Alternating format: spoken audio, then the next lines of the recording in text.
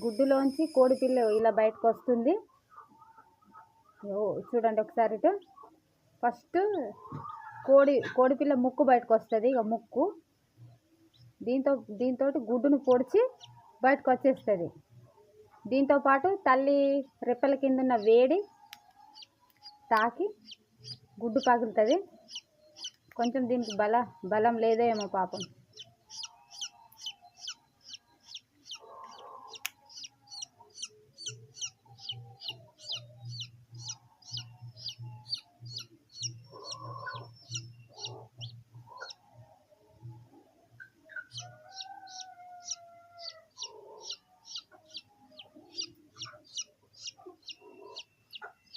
ఇంత రౌండ్గా వచ్చింది చూడండి, గుండ్రంగా. ఇది